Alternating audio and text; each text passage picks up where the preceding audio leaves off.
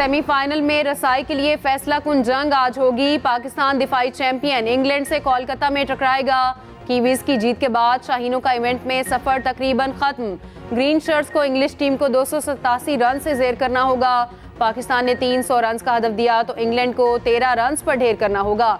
English team पहले खेली तो पाकिस्तान को हदफ 2.4 ओवर्स में हासिल करना होगा।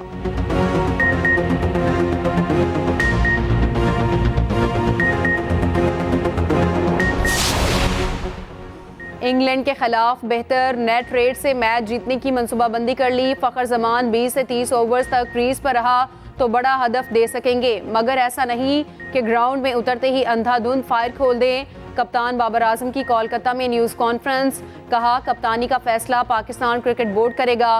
पूरी तवज्जो आखिरी मैच में अच्छी परफॉर्मेंस पर है। कोई मशवरा देना चाहे तो मेरा नंबर सबके पास है।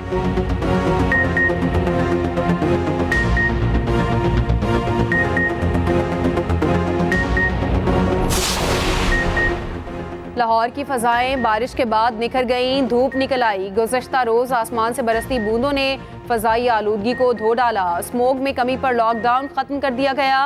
नोटिफिकेशन जारी। आज मार्केट्स, दुकानें और शॉपिंग मॉल्स मामूल के मुताबिक खुलेंगे। रेस्टोरेंट्स शाम 6 बजे के बाद खुल सकेंगे। निगरान वज़ीर आला पंजाब मोहसिन नकवी कहते हैं एयर क्वालिटी इंडेक्स में बेहतरी आई। मुशावरत के बाद लॉकडाउन उठाने का फैसला किया।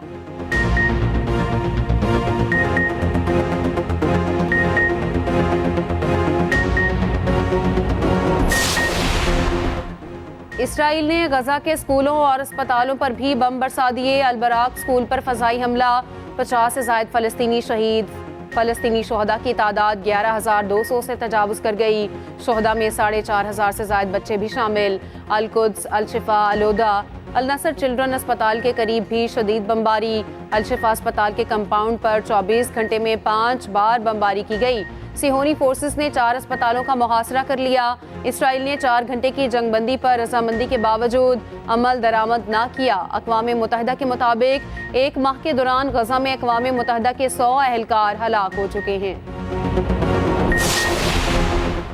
गजा से फ़लस्तीनियों की जबरी बेदखली रोकना होगी। सऊदी वली अहद मोहम्मद बिन सलमान का 2 टोक मौक़िफ़। इसराइल की जानिब से गजा में इंसानी हकूक़ की खिलाफ वर्जियों की मजम्मत। कहते हैं गजा में होने वाली हर खिलाफ वर्जी की पूरी कुव्वत से मजम्मत करते हैं।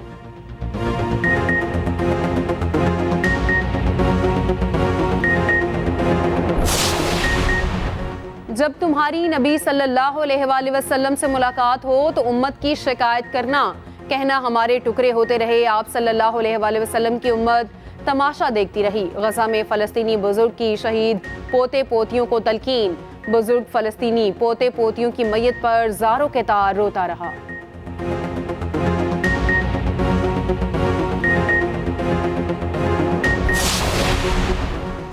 गजा की सूरत हाल पर इस्लामी ताउन तंजीम का सरबराही इजलास कल रियाज में होगा। निगरान वज़ीर आज़म अनवारुल हक काकड़ कॉन्फ्रेंस में पाकिस्तान की नुमाइंदगी करेंगे।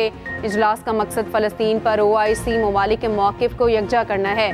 निगरान वज़ीर आज़म अनवारुल हक काकड़ की रियाज में फ़लस्तीनी सदर महमूद अब्बास से मुलाकात। निहत्ते फ़लस्तीनियों के कत्लेआम और नस्ल कुशी पर गहरे दुख का इजहार किया।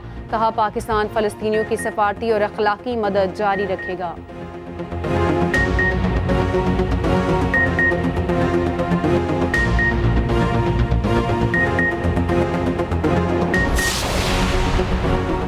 सिंध में पीपल्स पार्टी मुखालिफ इत्तेहाद बनाने की तैयारियां शुरू। मुस्लिम लीग नून का वफ्द आज कराची पहुंचेगा।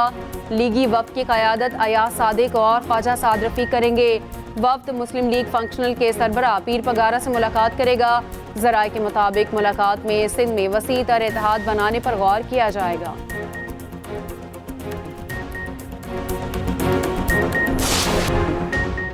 निगरान हुकूमत में नून लीग होगी तो लेवल प्लेइंग कैसे होगी? अगर पिक्चर्स किए गए तो मुल्क में इंतखाबात नहीं हो सकेंगे। किसी को जोर जबरदस्ती इक़्तिदार में बिठाया गया तो नाकाबिल तलाफी नुकसान होगा। रहनुमा पीपल्स पार्टी खुर्शीद के लफ्जी वार। नवाज शरीफ पर भी तनकीदी निश्तर चला दिए। बोले नवाज शरीफ ने मोटरवे के अलावा क्या किया? जेल ना जाने से नवाज शरीफ का कद छोटा हुआ। वजीर आजम लाड़काना का हो या लाहौर का, लाठी की बजाय वोट के जरिए रोकें।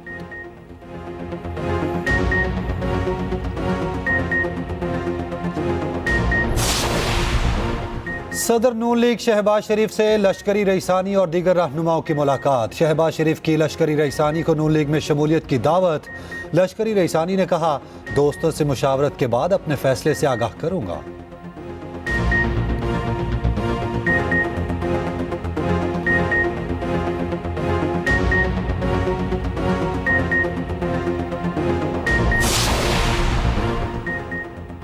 साइफर केस में गवाहों के बयान रिकॉर्ड ना हो सके, वकील सफाई की अदम मौजूदगी के बाइस समाअत बगैर कार्रवाई मुलतवी। अदालत ने दोनों मुलजिमों की फैमिलीज से 5-5 अफराद को समाअत सुनने की इजाज़त दी। शाह महमूद कुरैशी की अहलिया और बेटी ने पहली बार ऑफिशियल सीक्रेट एक्ट अदालत की कार्रवाई देखी।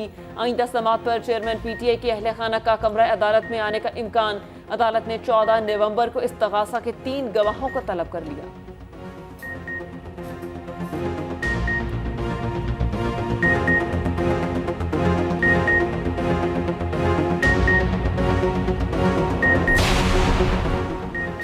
कोंगो वायरस ने एक और जान ले ली। मुतासरा शख्स को कोयटा से कराची के Sindh Institute of Infection Disease अस्पताल लाया गया। महकमे सेहत सिंध के मुताबिक कोयटा से मजमूई तौर पर 16 मरीजों को कराची लाया गया था। कोंगो से अब तक 3 मरीज जान की बाजी हार चुके, 2 को हालत बेहतर होने पर घर भेजा जा चुका।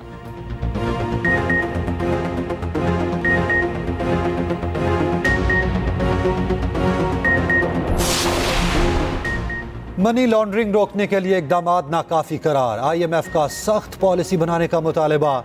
मशकूक ट्रांजैक्शंस पर सजाएं मजीद सख्त करने की तजवीज़। दिसंबर तक मनी लॉन्ड्रिंग रोकने के इकदामात सख्त करने की हिदायत। IMF से FBR और स्टेट बैंक के हुकाम के मुज़ाकरात। FBR ने sales tax, income tax, customs और एक्साइज की मुकम्मल तफसीलात दे दी।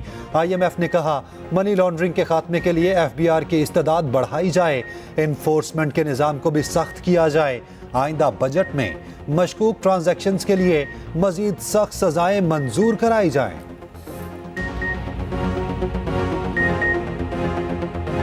पाकिस्तान स्टॉक एक्सचेंज नई अबूरी हुकूमत के फौज के साथ ताल्लुकात मिसाली हैं। निगरान वज़ीर आज़म अनवारुल्लाह काकड़ का अरब न्यूज़ को इंटरव्यू।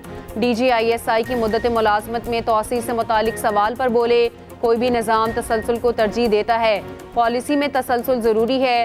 हालात और सिक्योरिटी से मुतालिक फ़ायदे के लिए बाज़ अफराद को काम जारी रखना चाहिए, ये कोई गैर मामूली बात नहीं है। उज़्बेक सरकारी TV को इंटरव्यू में बोले, गजा की सूरत हाल के ख़तरनाक नताइज हो सकते हैं, गजा में फौरी जंगबंदी और मज़ालिम को रोका जाए। और फ़ज़ाई मुसाफिरों के लिए अच्छी खबर, पाकिस्तान की सस्ती तरीन फ़ज़ाई कंपनी फ्लाई जना का 3 अहम रूट्स पर परवाज़ें बढ़ाने का फैसला। 15 नवंबर से कराची तक कोयटा और कोयटा तक इस्लामाबाद रोज़ाना परवाज़ें चलाई जाएंगी। कराची और लाहौर के दरमियान भी रोज़ाना 3 परवाज़ें उड़ान भरेंगी।